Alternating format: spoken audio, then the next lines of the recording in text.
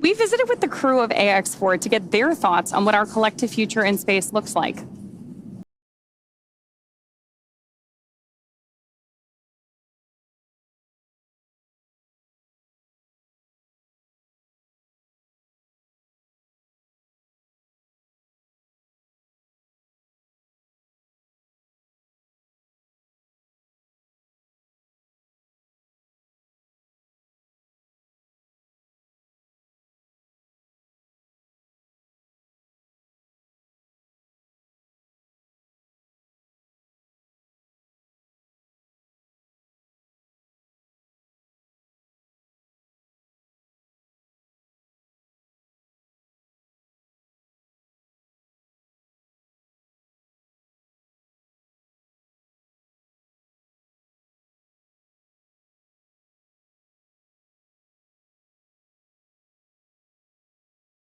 Coming back.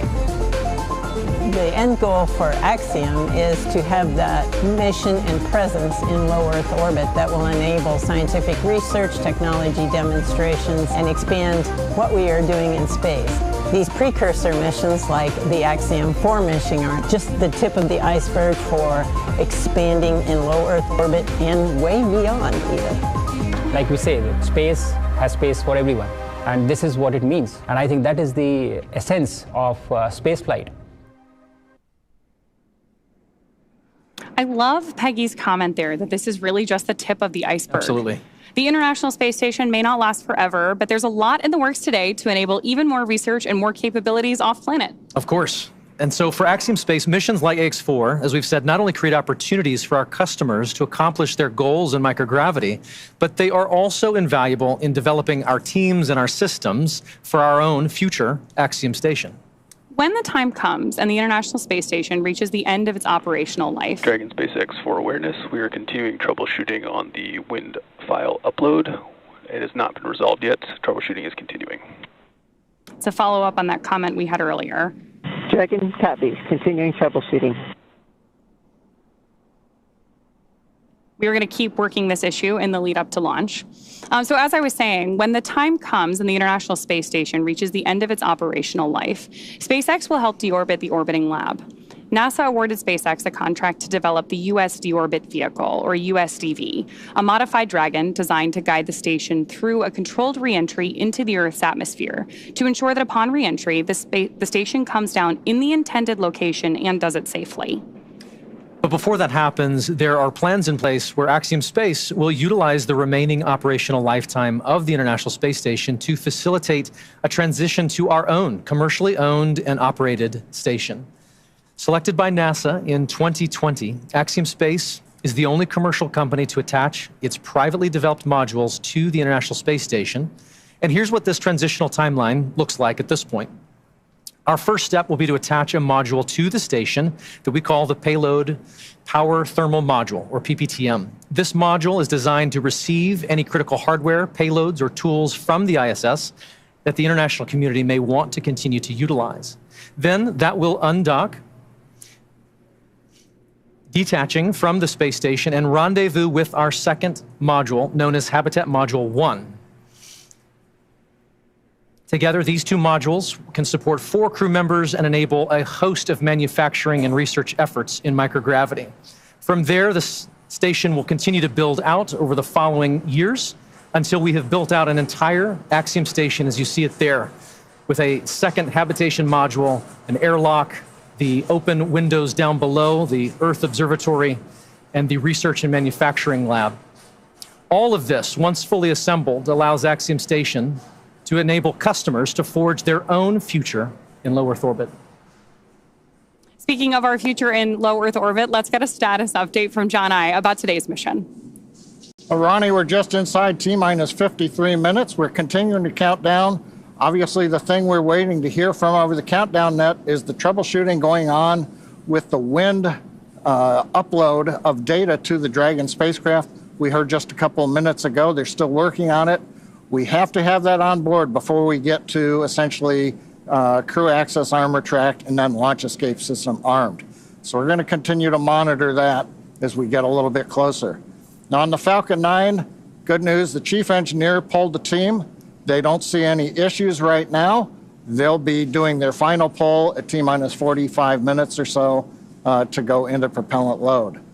Now, we talked about Dragon. They're working no other issues other than getting the wind file uploaded.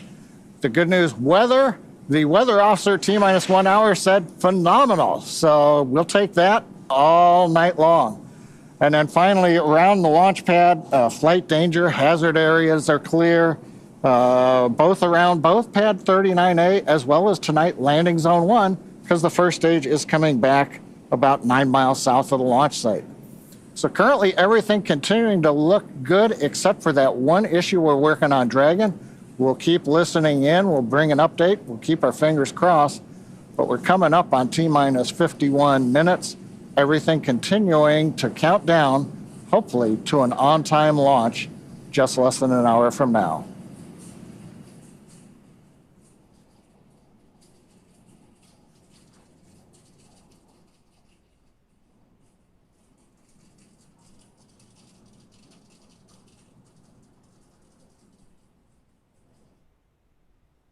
Attention Falcon launch operators. The propellant load and launch go-no-go pull is open in step 11.87 of 1.160.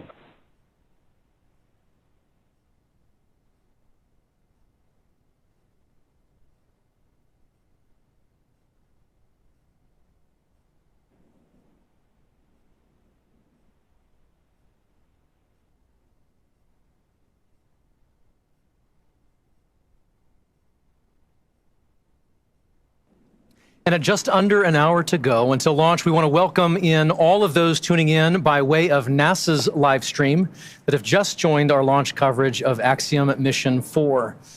We're joined now by Sandra Jones with NASA Communications from Mission Control at the Johnson Space Center in Houston, Texas. Thank you for joining, Sandra. Hey, thanks, Paul. Here in the International Space Station Flight Control Room, the team is prepared and ready to support today's launch.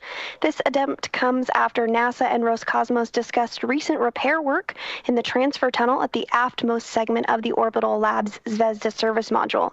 And now we are all looking forward to the Axiom-4 crew being on board Space Station soon. We'll provide a full Space Station status update in a few minutes, but know we need to bring everyone up to speed on today's activities and the launch status. So for now, back to you, Ronnie. Thanks, Sandra. We'll hear more from Mission Control in just a few minutes, but we do want to take a moment first to introduce everyone to the crew of AX-4. Aside from Axiom Space Commander Peggy Whitson, each crew member represents a return to human spaceflight for their nation after more than 40 years. And starting with our commander, today's mission is led by Peggy Whitson of the United States. There is simply not enough time to cover her entire resume, but to give you just a few highlights, Peggy has earned degrees in biology, chemistry, and biochemistry. She was the first female commander of the International Space Station. She has spent over 675 total days in space, during which she logged 60 hours across 10 spacewalks. She is also a two-time commander for Axiom Space, having previously served aboard AX-2, and she was just inducted as a member of the 2025 Astronaut Hall of Fame. So congratulations and well-deserved, Peggy. Next is mission pilot Shubhanshu Shukla of India, whose call sign as a test pilot is Shooks. Representing the Indian Space Research Organization, or ISRO, Shooks is also an astronaut designate of India's inaugural human spaceflight effort, Gangayaan, featuring an Indian-built rocket and spacecraft. He was commissioned into the Indian Air Force Fighter Wing in 2006 and achieved the rank of Group Captain in 2024. He has over 2,000 hours of flight experience aboard a variety of aircraft. And our third crew member is Mission Specialist Sławosz Uznański-Wiśniewski of Poland. He is representing the European Space Agency as a project astronaut, coming from the reserve class of 2022, much like Marcus Want, who served as a mission specialist on AX-3. A scientist by trade, Sławosz has earned his Master of Science with honors from Łódź University of Technology in 2008. He holds a second Master of Science and a graduate engineering diploma as well. He also spent 2 years as the engineer in charge of the world-famous Large Hadron Collider in Switzerland, beginning in 2018. And rounding out this crew is mission specialist Tibor Kapu of Hungary, who represents the Hungarian to Orbit Astronaut Program, or HUNOR. He graduated from the Budapest University of Technology and Economics, earning a degree in mechanical engineering, followed by a master's degree specializing in polymer technology. In 2023, Tibor emerged as one of 4 Hungarians selected from a pool of 247 candidates for the Hunor astronaut program. And together, they are the crew of AX-4, Axiom Space's 4th private astronaut mission to the International Space Station. Today's flight represents the return to spaceflight for 3 nations, but it also highlights the growing opportunities for nations and entities around the world to conduct meaningful work in low Earth orbit. And right now, as you see there, Peggy, Shukes, Sławomir, and Tibor sit inside Dragon. There are colleagues and students and space enthusiasts the world over gathering to cheer them on here at the start of their mission. And so we'd love to share just a few live streams that we're getting from launch parties in India and Poland. And here we are. First is a wonderful shot of a school in India. These are the students and teachers at the Naberam Hansre English School in Jamshedpur, India, gathering together to watch Shubhanshu lift off. How exciting. Now we have great views from Poland. Crowds are beginning to gather here, including children from Polish schools, to witness Sławomir's launch on the planetarium's dome. The event was organized by the Ministry of Economic Development and Technology, the Polish Space Agency, and the European Space Agency.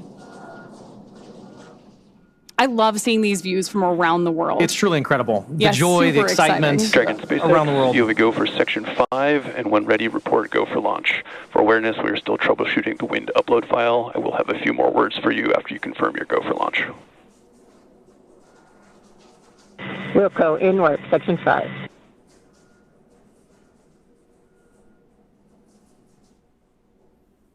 And SpaceX, Dragon, we are go for launch. Section 5 is complete.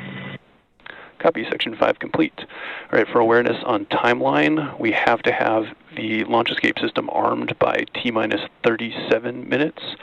So we are going to take this as far as we can. What I'll need from you guys is a very fast turn on the commanding for launch escape arm, provided we get to that point. I'll copy. Copy. Understand LAS has to be armed by no later than T-minus 37 minutes, and we will be prepared. Copy that.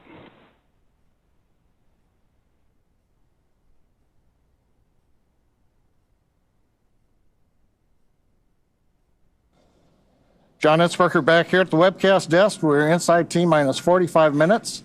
Right now, we just heard from the Dragon team. They can take it down to about T-minus 37 minutes. This is the launch director on the countdown net. The poll is complete and the team is ready for crew access arm retract and propellant load and launch pending resolution of the winds upload issue.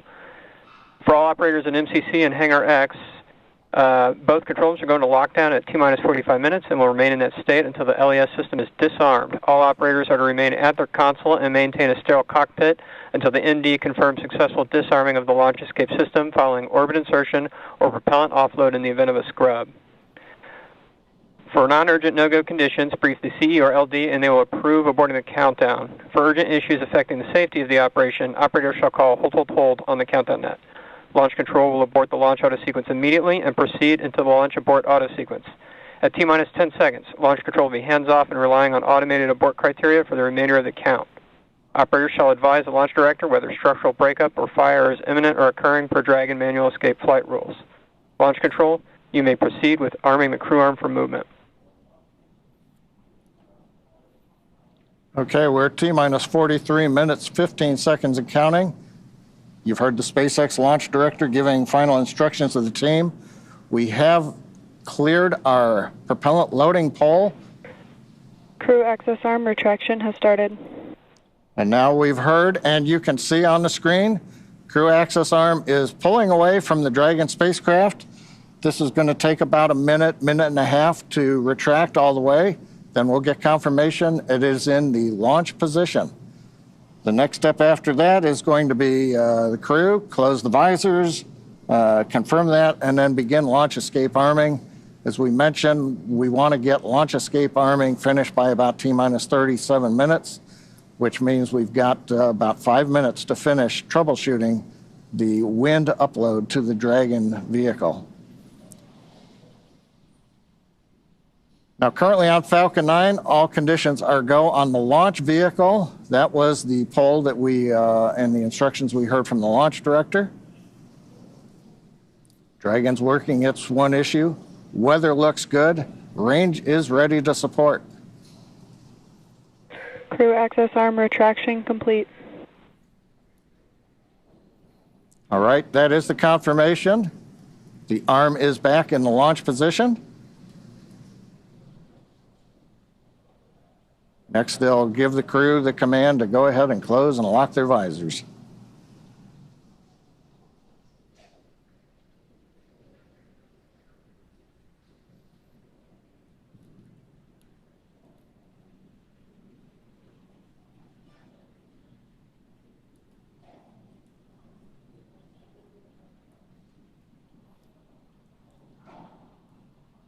Now, I think right now we're probably waiting just a little bit longer. We want to give the Dragon team as much time as they can have before we move into the sequence where we then have the crew arm the launch escape system. Now, if we do get through this and we solve the upload issue, at T-minus 35 minutes, we will begin propellant load. Once we do that, then there's no chance to hold the clock. We would have to complete the countdown and launch on time, or as we have mentioned during the webcast, we do have another opportunity tomorrow about 24 hours from now. We're inside 41 minutes, continuing to troubleshoot the problem.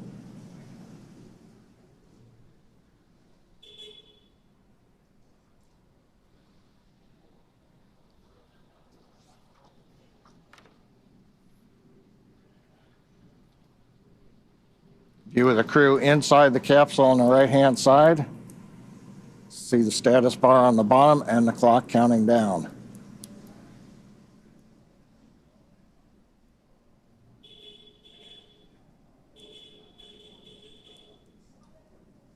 Now, if we get to go, we'll hear then the commands to begin the launch escape system arming. The crew will confirm about a minute later that they're armed.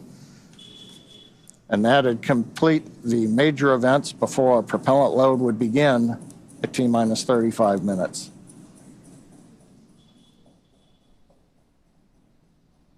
Views of Falcon 9 and Dragon on Launch Complex 39A on the Kennedy Space Center. Everybody is clear of the launch pad, clear of the launch complex. The danger and hazard areas have been confirmed clear. And we're ready. We're just waiting to find out whether or not we're going to be able to continue forward in the countdown. We should know that answer within the next couple of minutes.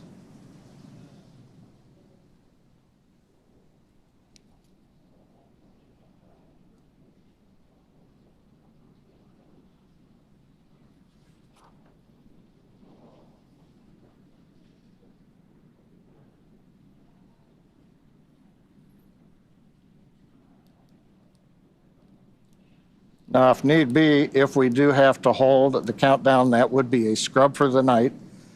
Right now, as we talked about earlier, the space station orbit is passing over Kennedy Space Center, getting everything aligned. SpaceX wind upload is complete. You are go for Section 6, close visors and arm launch escape system. Visors are closed and arming launch escape system now. All right. That's good news. We've got the winds uploaded. Closing the visors, you can see on the screen. We're also going to begin escape system arming. It's going to take about 50 seconds once they get into it. We will then get confirmation that the launch escape system is armed. And from there, we will move into propellant loading coming up in 3 minutes at T-minus 35. So we passed a major milestone, everything looking good. And it's kind of quiet here right now. Everybody's kind of tense. We're waiting to see how it go, Paul. But with that, it looks like we're doing good John, you're right. in the timeline. We have taken a sigh of relief. No extra breath there. Smiles are returning. But with that.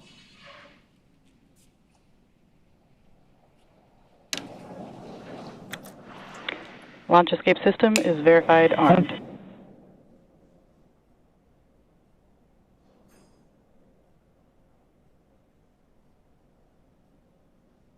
Very good. With all of those call-outs and the progress now being made again towards launch, let us tell you more about their destination, the International Space Station. And with that, we'll send you to NASA's Johnson Space Center and Sandra Jones for all things tracking about the mission. For the start of propellant load. Thanks, Paul. I'm here in the International Space Station Flight Control Room at NASA's Johnson Space Center in Houston, Texas, where teams are working around the clock to monitor the Expedition 73 crew and systems aboard the orbiting laboratory. Today, this team is ensuring that the station is ready to receive Dragon and the Axiom-4 crew. Private astronaut missions are an important component of NASA's strategy for enabling a strong and competitive economy in low Earth orbit. Unique to Axiom-4, NASA is collaborating with the Indian Space Research Organization, or ISRO, on 5 joint science investigations and 2 on-orbit STEM demonstrations, which help showcase the strength of international collaboration and the shared commitment to expanding access to space. As the International Space Station nears the end of its operational life, NASA plans to transition to a new model featuring commercial space stations to maintain its leadership in microgravity research and ensure a sustainable access to low Earth orbit for the benefit of humanity. So let's take a moment now to learn more about the International Space Station and NASA's commercial future in low Earth orbit. For more than 25 years, NASA has used the International Space Station to advance the nation's scientific and exploration goals, completing research not possible on Earth. With international partners, the orbiting laboratory has supported more than 4,000 science investigations and served as a test bed for technology demonstrations and human research to better explore the Moon, Mars, and beyond. Through NASA's investment, the United States is operating multiple commercial cargo and crew transportation spacecraft, and now the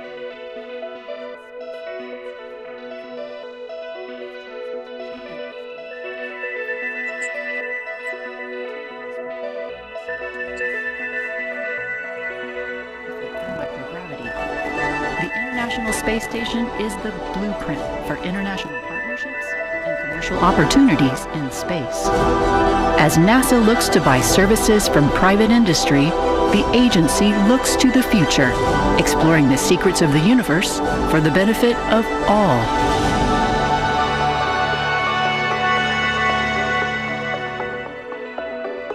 And you can learn more about NASA's commercial efforts at nasa.gov/commercial-space. From Mission Control Houston, we are standing by and ready to support tonight's launch. So for now, we'll send it back out to Donnie, Ronnie, and Paul in Hawthorne. Thanks, Sandra. And so things are looking good on the launch pad. The teams are continuing to progress towards launch at 2:31 a.m. Eastern. We'd love to take a minute and just take a look back at what's happened already this evening to get us to this point in the countdown. So for context, we want to say this crew has been living in an isolated quarantine bubble for the last 4 weeks, having reported to quarantine on May 25th. In that time, they have shifted their sleep regimen to adjust their circadian rhythm to match those on board the International Space Station. And over the last few days, they have finessed that further to be ready for today. In fact, their wake-up call was set to 6:30 p.m. earlier yesterday, I should say, depending on where you are. But then about 4.5 hours prior to the scheduled launch time, the Axiom Space ground operations team drove the X-4 crew to Kennedy Space Center, where they shared a brief moment with loved ones before officially being handed over to SpaceX for today's launch. This handover event has taken on quite a few forms over the years, but there's always something truly special about creating a moment, even just for a few minutes, in the midst of all of this operational choreography, to pause and share a moment with loved ones. And there you see the team did just that in front of the VAB before getting into the Teslas and riding out to the Falcon Support Building to be ready for launch today. Absolutely. After that T-4 hour briefing, the SpaceX team helped the crew suit up at our Falcon Support Building. You got a video on your screen that was recorded earlier today of the crew stepping out in their suits and waving to everybody there for the first time before getting in our 2 Teslas to caravan over to Launch Complex 39A. They do ride in pairs over to 39A, often accompanied by members of our launch closeout team, who you see there as the crew celebrates that they are on their way over to launch. Once they reached the tower, they ascended up to the Dragon spacecraft and were able to make one last phone call before signing the White Room wall. Here you see the crew walking across the crew access arm, getting their boarding passes handed to them and checked by our closeout team. You'll notice that Peggy Whitson's is gold because she is a frequent flyer with us here at SpaceX. And then once our crew ingressed Dragon, we completed suit leak checks and comm checks before rotating the seats into the reclined position for launch.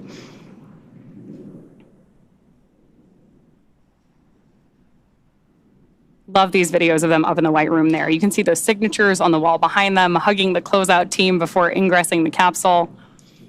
Then from there, that is the same team that closes the hatch and seals everything in the preparation for launch. Right now, we are still waiting on those final weather checks coming up, but prop load has begun. So all of that brought us through the confirmations we've been listening to, the check-ins, confirming that the crew arm is stowed, and of course, as we were listening so intently for earlier today, that our launch escape system is armed.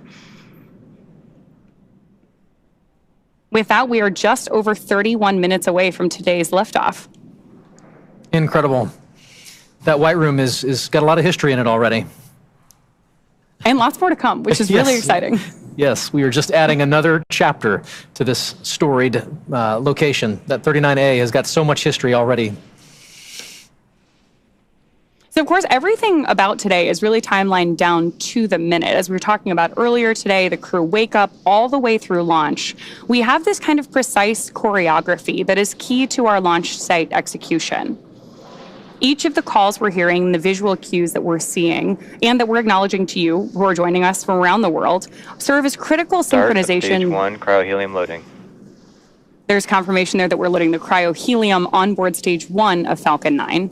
And each of these milestones are critical synchronization points for both the ground and crew teams. As they say, slow is smooth and smooth is fast. It's hard to believe that it's been 5 years since Dragon radically changed how humanity gets to space. After the Space Shuttle program ended in 2011, NASA astronauts primarily used the Russian Soyuz spacecraft for travel to the International Space Station. Until 2020, Dragon was the Russian Soyuz spacecraft was the only human-capable launch vehicle available. Meanwhile, SpaceX's Dragon was being developed, and then in 2010, it became the first commercial spacecraft to be recovered from orbit. In fact, just for fun, because it's cool to know, the Dragon that flew on that first commercial mission is actually the one hanging behind us here in front of Mission Control in Hawthorne. Since then, Dragon has supported 17 human spaceflight missions and flown 66 crew members representing 17 countries. Overall, Dragon has flown 52 missions, carrying over 1,000 experiments and over 300,000 pounds of cargo to space. And each of those missions represents a host of firsts that have helped shape this generation of spaceflight. To fully appreciate the progress being made together with SpaceX and NASA, it's worth noting that Axiom Space's 3 missions to date have helped provide greater access for nations and researchers, setting new precedents for private astronaut efforts aboard the International Space Station. And AX-4 adds to that growing flight heritage.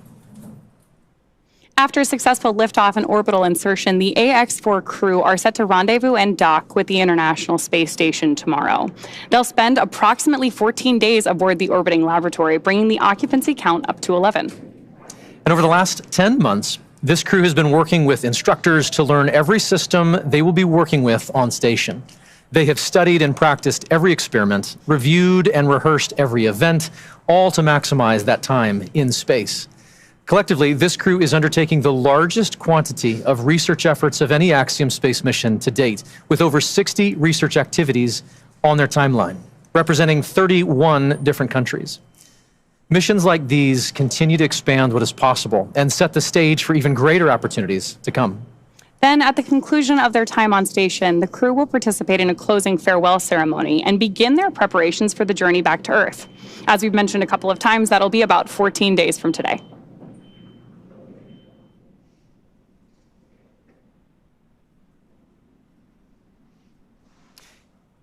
Each mission to the International Space Station is rooted in singular unifying purpose: to explore and learn together as a team. And that is one of the things that I absolutely love about human spaceflight.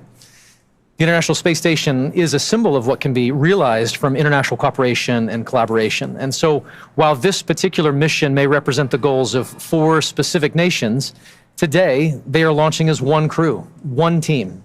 And in that spirit, this crew created a mark to represent their shared effort together. The AX-4 mission patch is something that Peggy, Shooks, Swavesh, and Tibor will wear proudly for the rest of their lives. But so will thousands of people who've worked tirelessly to contribute to this mission. The mission patch for Axiom-4 was created, as you mentioned, by the crew, not just to mark their space flight, but to symbolize the idea that space is for everyone. Anchored by the centrality of the Earth and flanked by a diverse set of national flags, there are several intended meanings woven into this design. For instance, the 7 stars represent the 7 continents and point to global inclusivity. The 4 white lines ascending from the Earth to the International Space Station symbolize the physical journey of this mission, and together appear to make panes of a spacecraft window, much like the view the astronauts will have from Earth orbit. And the overall gem shape of the patch is a reminder of the precious responsibility we all have to our planet, to cherish and to protect our homeworld. And in addition to the mission patch, another favorite tradition of human spaceflight is the zero-G indicator. To celebrate their unique bond, the AX-4 crew chose a baby swan as the zero-G indicator, which they've named Joy. And today, we have the opportunity to have our very own Joy joining us to help us keep an eye on the gravity levels here in Hawthorne. And so far, pretty stable. Yeah, all systems nominal, I would say. Very, very nominal. Yes. So as we await our T-0 in a little bit more than 25 minutes, our ground operations teams are doing a final series of systems checks to make sure both Dragon and Falcon 9 are ready for launch. Let's take a look at what the Ascent portion of our mission today will look like. Start of Stage 2 crylohelium loading. Brief announcement on Stage 2 loading. Once we hit T0, we're going to watch Falcon 9 and Dragon lift off from historic launch pad 39A and make their ascent. At about 43 seconds into flight, Falcon 9's engines will throttle down to help pass through the period of maximum dynamic pressure on the rocket, or what we typically refer to as max Q. Now, it's worth noting that shortly after we hit max Q, the vehicle will go supersonic, faster than the speed of sound. Once we're through that period of maximum dynamic pressure, we throttle up our Merlin engines again. From there, at about 2.5 minutes into flight, we have a series of 3 events that happen in rapid succession. The first is main engine cutoff, also called MECO. This is where all 9 Merlin engines shut off in preparation for stage separation. Stage sep is when the first stage detaches from the second stage, with the first stage making its way back to Earth for landing as the second stage continues on its journey with the third event. Now, SES-1, or second stage engine start number 1, that's where the Merlin vacuum engine lights up and propels the second stage along with our AX-4 crew and Dragon into orbit. Now, as Stage 2 heads into the targeted drop-off orbit, Stage 1 will execute 3 burns in order to make its way back to Earth. The first is the boost back burn, where 3 of the Merlin 1D engines reignite and then shut down. That heads the first stage back to Cape Canaveral. The second burn, or the entry burn, helps to slow the first stage down in preparation for entry back into the Earth's atmosphere. About 70 seconds before Dragon reaches orbit, Falcon 9 will land back on Earth. The landing burn will bring the vehicle's speed down rapidly in order to land back on land near the launch site, shortly before 8 minutes into our mission. And then a little less than a minute after that, at T plus 8 minutes, 48 seconds, the second stage will cut off its 1 Merlin engine that was ignited right after stage separation. That concludes a burn that lasts just over 6 minutes to get into orbit, but we'll wait to hear confirmation of insertion into a good orbit. Then Dragon and the second stage begin preparations to separate Dragon. About 51 seconds after we get into orbit, we should have a great view of Dragon with the 4-person crew drifting away in Dragon, moving away from the second stage. Once Dragon's a short distance away, it'll begin checkout of the Draco maneuvering thrusters. That'll make sure Dragon continues to increase separation distance from the second stage. The nose cone deploy sequence will initiate just before T plus 12 minutes and finish around T plus 15 minutes, exposing Dragon's docking mechanism in advance of arrival at the International Space Station. Speaking of which, we should hand it back now to Sandra Jones at NASA's Mission Control Center in Houston, Texas for a quick update. Sandra? Thanks, Ronnie. The space station team here in Houston is focused on the critical systems of the International Space Station, all continuing to function as expected ahead of launch. Everything is looking good, and the station will be ready to receive Dragon and the Axiom-4 crew on Thursday. After Dragon is fully docked to the orbiting laboratory, the team here in Houston will assist the Axiom space and space station astronauts with leak checks as they work to open hatches on both Dragon and inside the station's pressurized mating adapter. We expect hatch opening to take place approximately 2 hours after docking. Once the Axiom-4 crew arrives at the International Space Station, they will be greeted by the Expedition 73 crew, which includes NASA astronauts Nicole Ayers, Anne McClain, and Johnny Kim, as well as JAXA, or Japan Aerospace Exploration Agency astronaut Takoya Onishi, and Roscosmos cosmonauts Kirill Peskov, Sergei Ryzhikov, and Alexei Zubritsky. Flight Director Heidi Brewer is on console right now, leading the flight controllers for launch this evening. And with Mission Control in Houston go for launch, for now, we'll send it back over to Sonia at Kennedy. Thanks, Sandra. To dive into some of the science highlights, I'm joined now by Axiom Space's Chief Scientist, Dr. Lucy Lowe. Lucy, thanks for joining me here at the desk. With so many science portfolios that are going to be accomplished. There are more than 60 from more than 30 countries. We can't cover it all. Give us a high-level look of what this portfolio looks like. Yeah, so happy to, Sonia. So this mission is chock-a-block, jam-packed, full of really interesting and exciting science. We have everything from human research, understanding how the human body reacts to space. We have some really fun life sciences experiments looking at growing plants and all kinds. We have some physical sciences. We have lots of technology demonstrations. And my favorite, lots of science, technology, engineering, art, and mathematics outreach events. All the STEAM things. Exactly. So we've had great success with AX1, 2, 3. Do we have any return payload flyers for AX4? We do. We have our partners at the University of California, San Diego and the Sanford Stem Cell Institute flying their cancer cells in low Earth orbit for the 4th time with Axiom. So this team is actually looking at how the cancer cells respond to space. And on this mission, they're actually testing a newly approved drug that's just about to enter clinical trials. Amazing. So really exciting. So let's take just a brief look at each of the country's portfolios. Let's start at the head. At the top. Okay, off we go. So we're going to bring on our willing participant who is going to model, our lovely assistant who is going to model one of the experiments from this portfolio. So Israel here is wearing a functional near-infrared spectroscopy cap, which has optodes in the top, which can actually look at how blood is moving around, which is a correlate for neural activity. So it's a way to actually monitor brain activity in space. And what the team is doing is looking at these signals and how they're going to collect the data.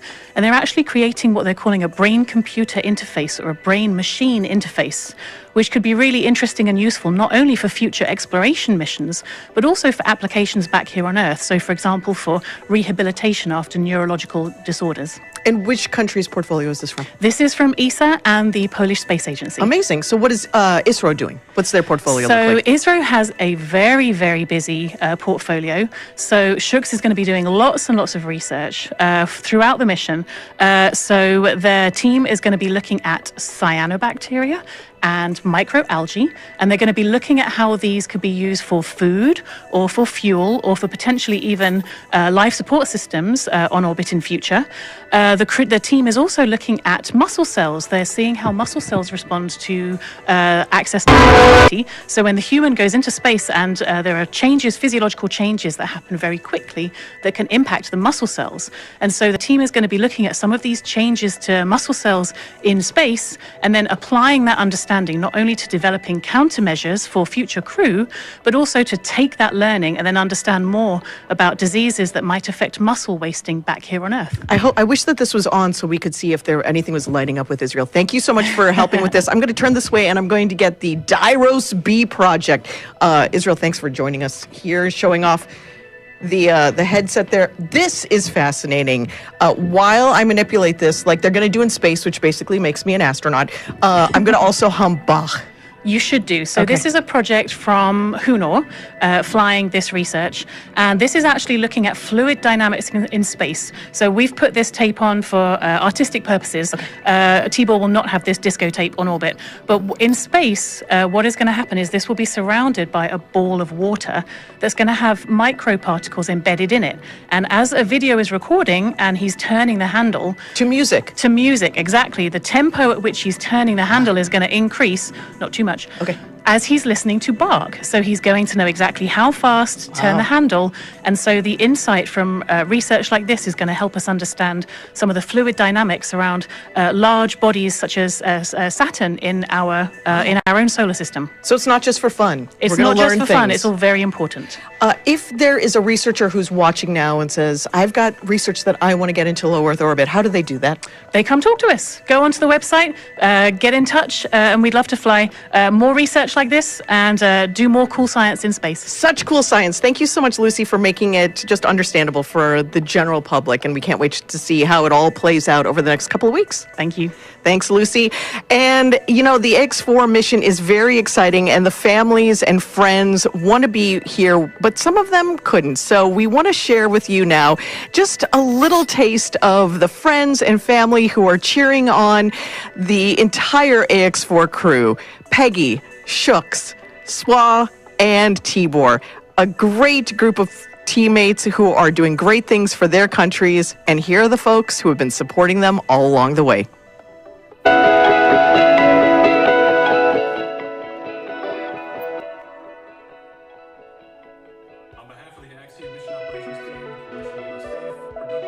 Fun mission. Go X4. You are our hero. Kochany synu, jesteśmy z ciebie bardzo dumni. Kisfiam, büszkék vagyunk rád. Várunk vissza. De nagyon szeretünk. Hi, Shooks.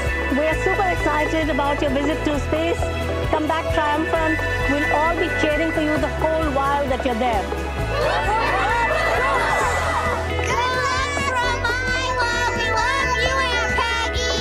Your flight is our future. Your flight is our inspiration. Hi, Sławos. We are about to do something truly out of this world. We are all here rooting for you. Go chase those stars and make the mission unforgettable.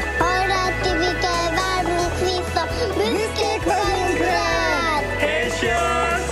Wishing you all the strength, courage, and wonder as you embark on this extraordinary mission beyond our world. Szia, Tibike! Sok sikert kívánunk a küldetéshez, várunk haza! Nyugi, nem lesz semmi zűr, irány az űr! Hi, Swarosh. We are so proud of you. Seeing you make your dreams come true is just amazing. Enjoy the adventure. Earth is waiting for you. Going is go! Going is go! Hi, Shooks. Wishing you a safe and inspiring journey beyond the stars. You make us proud. The sky is no longer the limit. We are incredibly proud of you. Go to space. Have fun. Make history. Come back safely. We are waiting for you. Hey, Shooks, you're going to be doing just great in space. Rock on, man. Rock on. Go Axiom-4! Go Axiom-4!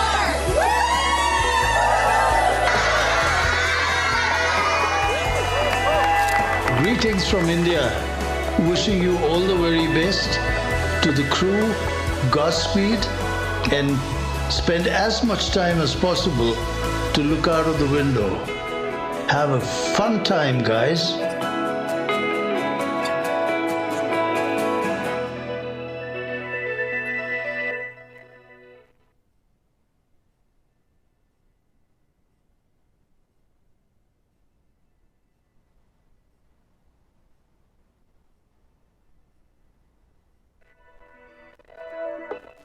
Sonia, thank you so much. What great commentary from Lucy and all of those portfolios coming together. We're excited to see this team get to work on station. And as we know, spaceflight has a rich history of traditions. We've spoken of about a few, from the zero-G indicator to others. We started this next tradition for AX2, and we're excited to continue that today. It's a special thing to be named as a commander to anything, but being the commander of a 4-person crew that has completed months of training and is about to defy gravity, and set sail for the International Space Station. It's truly out of this world. Peggy has some thoughts she wanted to share here in this moment, just a few short minutes from launch. And here's Peggy.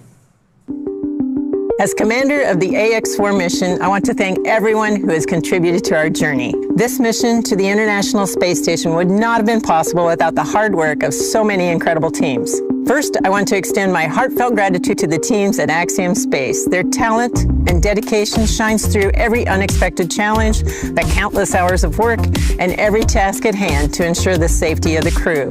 The team's determination and commitment to achieving the highest standards inspires me every day and reminds me why I joined the Axiom Space family. To our partners at NASA, your expertise and support have been invaluable, ensuring that we are fully prepared to live and work aboard the space station. The comprehensive training programs provided by NASA have given us the skills needed to thrive in the unique environment of space. Thank you to SpaceX for providing the cutting-edge technology and reliable transportation to take us to space and bring us back home safely. The hands-on and in-depth training have ensured that we understand the Dragon systems thoroughly and confidently. We also owe a great debt of gratitude to our international partners. Your collaboration and contributions have been essential in our training to ensure mission success. Lastly, to all the other teams involved, from engineers to scientists and everyone behind the scenes, your hard work and dedication have not gone unnoticed. You're the unsung heroes of this mission, and we are deeply grateful for your support. Thank you all for your tireless efforts and for believing in the AX-4 mission. Together, we're realizing the return for 3 nations and paving the way for a bright future in low Earth orbit. Thank you.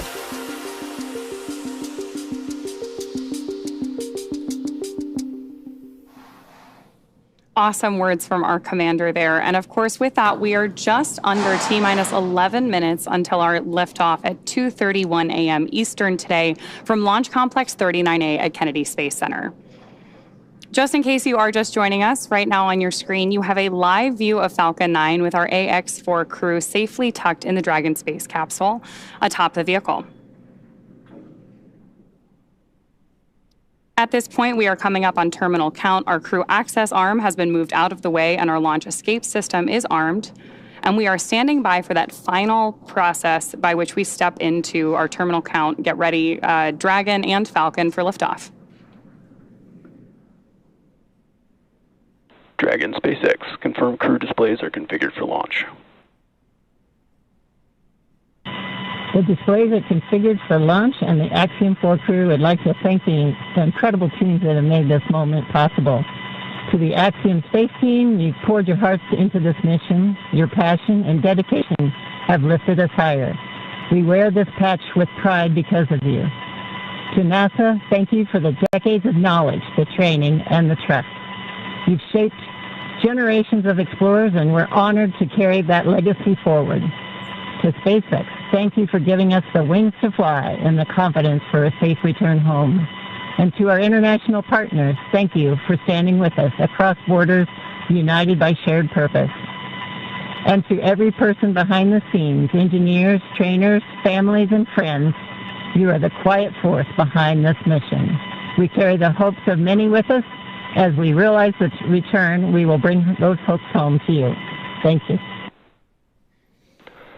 Peggy, Shukes, Swav, Tibor, from all of us that are staying here on the ground, we look forward to your mission. All the hard work from our teams culminates here, so good luck, enjoy the ride, and science the heck out of all your experiments.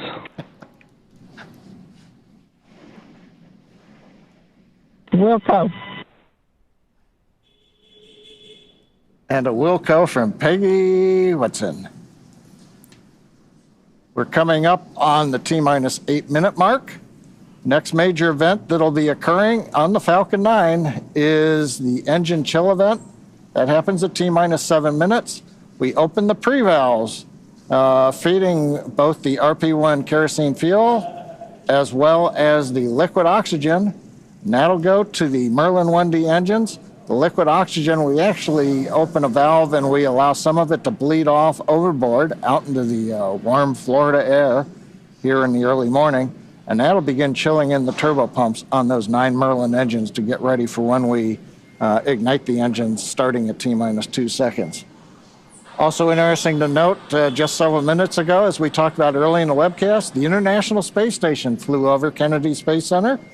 And so that means the orbit planes are lined up. We're ready to go in just 7.5 minutes from now.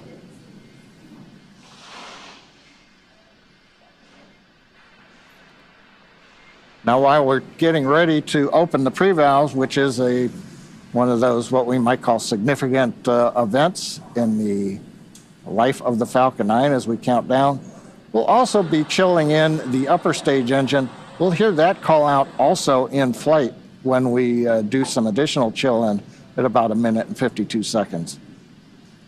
Engine chill has started. There's that engine chill announcement from Mission Control, right on schedule. So now we just got about 50 seconds left as we continue to load RP1 onto the first stage. Falcon 9 is powered by liquid oxygen and RP1, which stands for Rocket Propellant 1, which is a highly refined type of kerosene.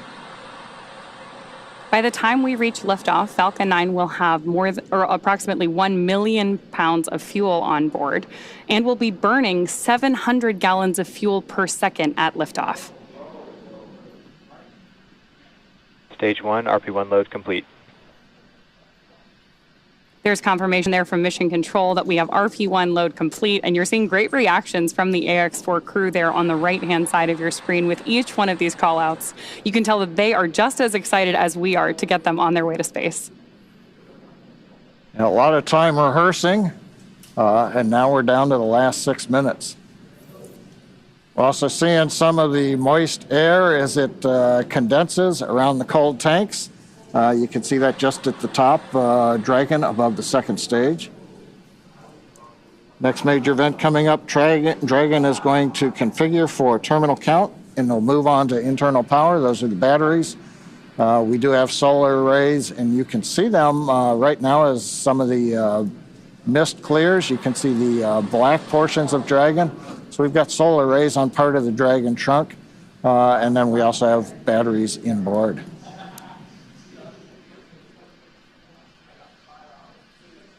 Now we have completed loading fuel on both the first and second stage. We're still loading liquid oxygen onto both stages. That'll wrap up at the T-3 minute mark and the T-2 minute mark. But right now we're waiting to hear the final updates to the crew. Falcon 9 propellant tanks are pressurizing for strong back retract. That's good news for Mission Control. Dragon is in configure for terminal count. There we heard that we are pressurizing Falcon 9 for strong back retraction. The strong back is the tall structure standing right to the left of the rocket right now. And we pressurize Falcon 9 so that we can begin to retract that support structure away from the vehicle ahead of liftoff. Great view there of Dragon sitting strong back retract has started on top of Falcon 9, and we'll look for those clamp arms around the base of Dragon just beneath those solar panels John was just talking about to begin opening up so the strong back can pull away. The strong back is used both to move Falcon 9 out to the launch pad ahead of liftoff and to provide all of the fuel and comm umbilicals that we're using in the lead up to launch. There are those clamp arms opening up. And then we'll see the strong back pull just about 2 degrees away from Falcon 9 in the final lead up to launch. Then at liftoff, it'll move to a full 45 degrees away from the rocket. Great live shots there of the capsule on board the rocket here. Yeah, Ronnie, it takes about 20 seconds for the hydraulics to open up those clamp arms that held on to the second stage. At about 30 seconds, it's hard to see, but that strong back will move just a couple degrees away. And with that, we are just about 30 seconds away from the expected call out that LOX load has been completed on board our first stage.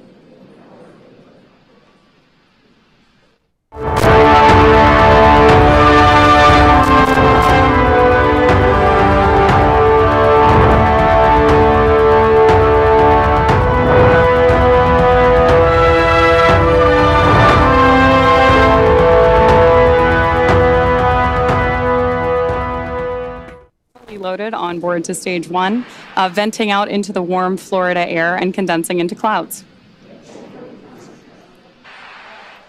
So we continue to check off events. here in the last minutes of the countdown. Dragon is in terminal count and is on internal power. And the confirmation a minute ago, we started the move into transition. And there on the left side of the screen and the right, you can see some of the watch parties, Paul. Yeah. Absolutely. On our left side of the screen, you can see the school in India. And then the right side of the screen is the planetarium in Poland with students and fans of this crew cheering on what's about to be a momentous moment. Good in the planetarium, keeping it dark in there for them. Okay, we're waiting to hear the confirmation that second stage LOX load is complete. That should be coming up momentarily. Stage 2, LOX load complete. There's that confirmation from Mission Control right on schedule. So the next major visual milestone we're likely to have from the outside of the spacecraft is going to be venting. Dragon is in auto idle.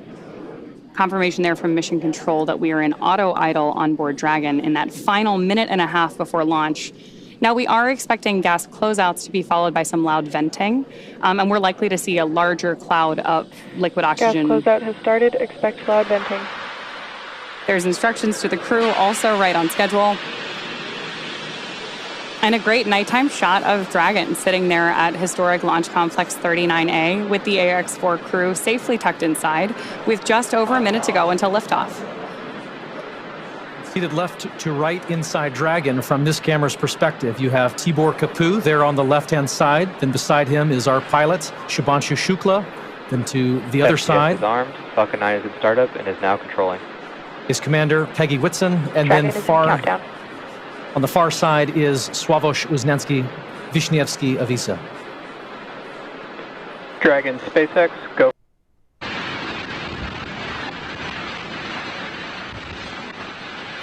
T plus 30 seconds into flight with the Axiom-4 crew on board Dragon, headed to the International Space Station. Waiting to hear call-outs from the Falcon 9 engineering team. Power and telemetry nominal. Stage 1 throttle. We're throttling down the 9 Merlin engine. We should begin throttling the Merlin engines back up now. Stage 1 throttle up.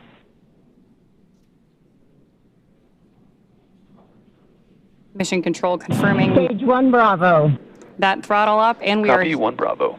Hearing our Commander Peggy Whitson call out the first abort mode. Each of these are a specific phase where if for any reason we had an in-flight abort, underway. Dragon would abort to a safe location. So we're going to call out each of those milestones as we pass through them. We also just heard the call out for MVAC chill. We're going to trickle just a little bit of liquid oxygen now into the turbo pumps on board our Merlin vacuum engine on stage 2 in preparation for second engine start 1, which will of course be shortly after stage separation. Now, at this point, we are just about 30 seconds away from 4 events that are going to happen in rapid succession. The first one will be main engine cutoff, or MECO, then again followed by stage separation, ignition of that second stage engine, which we are already preparing for, as well as the first stage's boost back burn. With that confirmation from Mission Control that we are throttling the first stage engines down, we are expecting MECO at T plus 2 minutes and 26 seconds. MECO. Stage separation confirmed.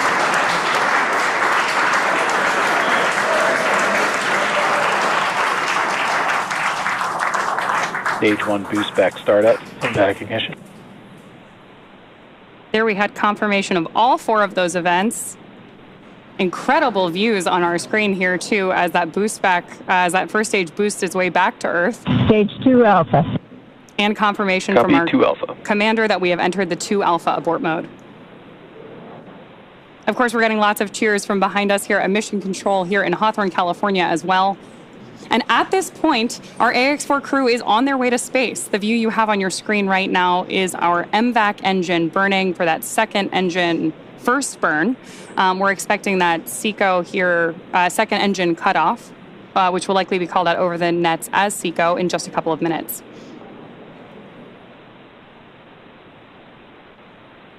Stage 1 boost back shutdown. confirmation that the boost back burn on our first stage booster is now complete, and the booster is heading back toward the Florida coast to attempt a landing at LZ-1.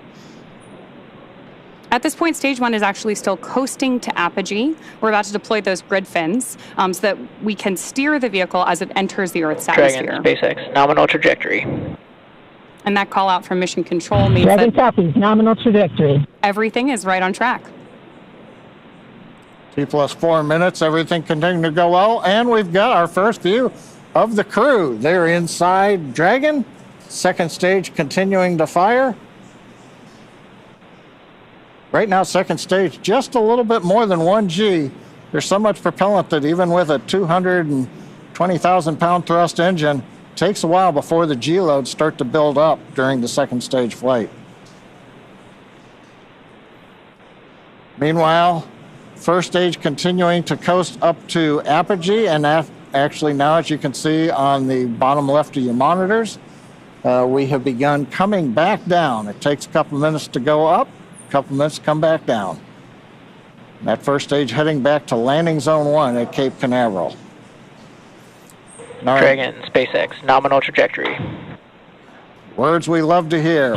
Dragon copies, nominal trajectory. Peggy Whitson echoing back the call up from the ground. Now our next major event coming up will be in about 1 minute and 10 seconds. That's going to be the entry burn. That's where we're going to light a single center engine on the first stage. That's going to slow us down in preparation for entering the Earth's atmosphere again. We'll then have a landing burn about 1 minute later at T+7 minutes and 19 seconds. Now for that one, we actually light 3 engines again. Then quickly once we've kind of jammed the brakes on, then we'll turn off 2 of the engines. We'll be down to just a single engine. Getting good views of the MVAC-D engine. There are a couple of cameras on the back of the second stage that give these views. And of course, the view inside the Dragon spacecraft showing the crew. Dragon, SpaceX, nominal trajectory. Continuing the call-outs right on time. Dragon copies, nominal trajectory. Now, right now, as Ronnie pointed out, the grid fins have been deployed, but they're not being used. Right before the entry burn, we'll possibly see a little bit of motion if we can pick up the first stage camera. That's just to check out. It's not until we actually get through the entry burn. Stage 1 entry burn startup. That we get back in the atmosphere. And now here is entry burn call out. This is going to be about a 12-second burn. That's going to slow the vehicle down. You can watch that. Stage 1 entry burn shutdown. There you just saw on the left-hand side of your screen that first stage entry burn shutdown. Right now on your screen, we've got great views of our second stage engine, the Merlin vacuum engine, continuing to take our AX-4 crew to orbit. The next milestone for our first stage is going to be the landing burn, where we'll relight just the center engine, as John mentioned. Dragon, SpaceX, nominal trajectory. Again, things we love to hear. Stage 1 FTS. Dragon copies, nominal trajectory. Continuing to get good communication from our crew on board Dragon. Stage 1 transonic. Confirmation that stage 1 is now transonic on its way back to LZ-1, which is just about 9 miles away from our liftoff location today.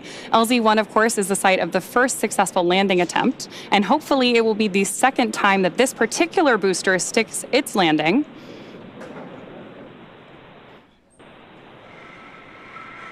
Seeing those actuating of the grid fins that John mentioned. Stage 1 landing leg deploy. Stage 2 FTSS safed. Stage 1 landing confirmed. That was a picture-perfect landing. That was great. Absolutely stunning.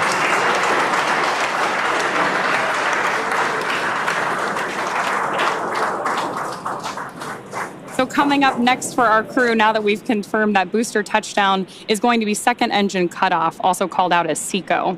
Then the second stage will coast for a few minutes until Dragon is commanded to separate from the second stage. There's our AX-4 crew awaiting that SECO call out here.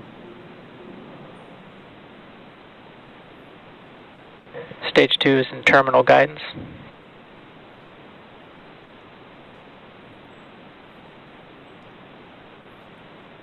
Good continued burn from our second stage engine there. Now, at this point, our crew is experiencing about 3 Gs in the lead up to SECO-1, which, of course, will be their first taste of microgravity. SpaceX Dragon, Shannon. There's confirmation Copy, Shannon. of the Shannon abort mode.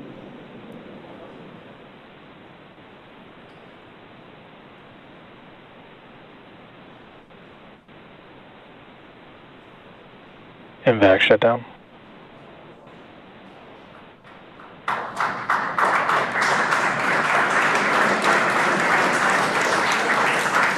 SpaceX Dragon, we have a nominal orbit insertion. Nominal orbital insertion, SpaceX, and we had an incredible ride uphill, and now we like to set our course for the International Space Station aboard the newest member of the Dragon fleet, our spacecraft named Grace. Grace is more than a name. It reflects the elegance with which we move through space against the backdrop of Earth. It speaks to the refinement of our mission, the harmony of science and spirit, and the unmerited favor we carry with humility. Grace reminds us that spaceflight is not just a feat of engineering, but an act of goodwill. Benefit of every human, everywhere. Over to you, Ship. Wszystkie system disarmed. 10 minutes into flight. Water ride.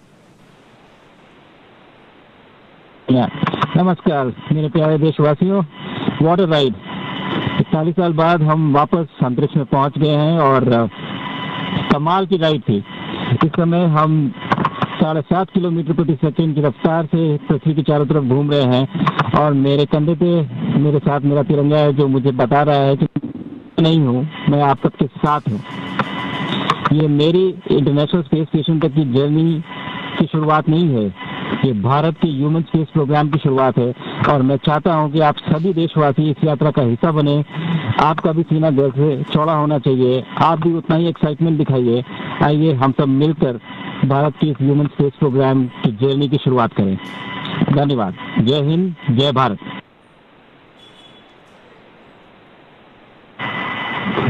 Thank you, Shucks. Drogie Polki i Polacy, dziś robimy ogromny krok w stronę przyszłości technologicznej Polski. Polski opartej na nauce, wiedzy i wizji. Niech ta misja będzie początkiem epoki, w której nasza odwaga i nieustępliwość kształtują nowoczesną Polskę. Dla nas i dla przyszłych pokoleń. Kosmos zawsze jednoczył ludzi. Zabieram dziś z Ziemi cząstkę każdego z Was. Waszej siły, waszej nadziei, waszego zaufania. W kosmosie nie jestem sam. Reprezentuję nas wszystkich. Z całego serca dziękuję wam za zaufanie. Kosmos dla wszystkich. Space for everyone. And with that, over to you, Tibor. Stanisław, 15 millió magyar emelt ma idáig.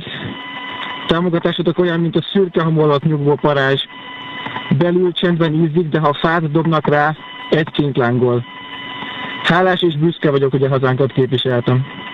Családomnak és barátaimnak köszönöm, hogy ti vagytok a legerősebb támaszaim.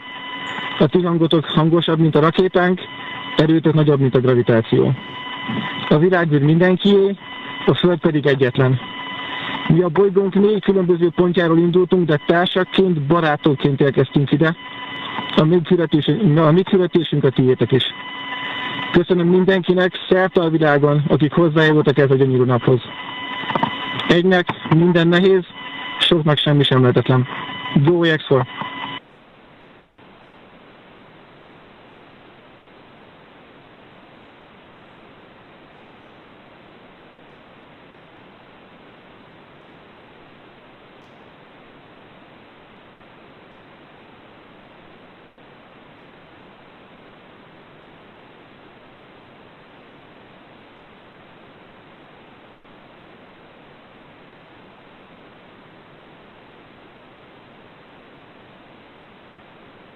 And we are getting some views inside of the newly named capsule that the crew announced today. On behalf of the entire SpaceX launch team, thank you.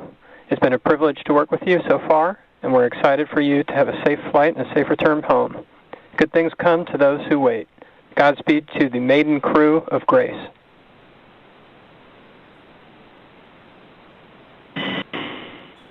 and we thank you all as well.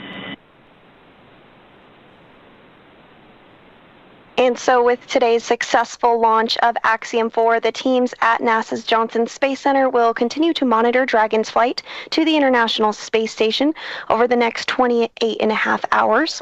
NASA's role in this journey really kicks in at a period called Integrated Operations, which begins during the spacecraft's approach to the space station and continues during the crew's stay aboard the orbiting laboratory, where they will conduct science, education, and commercial activities, and will conclude once the spacecraft exits the vicinity of the International Space Station. During integrated operations, the NASA, SpaceX, and Axiom space teams are all working in lockstep. The teams here are preparing for a docking of Axiom-4 to the space station at 7 a.m. Eastern on Thursday morning, and will continue to monitor the approach until then. But for now, that will be it for us here in Mission Control Houston, but we'll be back with you at 5 a.m. Eastern for docking, hatch opening, and welcome coverage. So with that, back over to you, Hawthorne. Thanks so much, Sandra. Over the next 28.5 hours, the Dragon spacecraft Grace will execute a series of burns to gradually raise and line up the AX-4 crew for docking with the International Space Station in what we refer to as the activation and rendezvous phase of flight. In just a few minutes, the crew will change out of their spacesuits to get a little bit more comfortable for flight and will enjoy their first meal aboard the spacecraft. Over the course of their flight, they will also have a rest period that will last for about 8 hours. Before they arrive at the space station, we will have 3 potential opportunities to chat briefly with the crew on orbit. While we're hopeful that one of these will work out, none of them are guaranteed, as they're dependent both on crew schedule and ground station coverage. But if we are able to support, we'll make an announcement on our social media channels no later than 15 minutes before the event start time. In the meantime, be sure to keep tabs on this mission at axiomspace.com, and you can track Dragon's flight on spacex.com/launches. And even if we aren't able to talk live with the crew, we will continue to provide updates on the mission across our social media channels. And then as Dragon and the AX-4 crew approach the International Space Station tomorrow, June 26th, we will pick back up with our live joint coverage of the AX-4 crew's docking to the station with NASA. Please keep an eye on Axiom Space and SpaceX social channels for updates, as there will be plenty of incredible moments to share with you over the next 2 weeks. From all of us at Axiom Space, thank you, SpaceX. Thank you, NASA, for making today possible. Thank you to ISRO and ESA and Hunor for pursuing this endeavor with us. What started with joy now continues on with grace. We will see you very soon.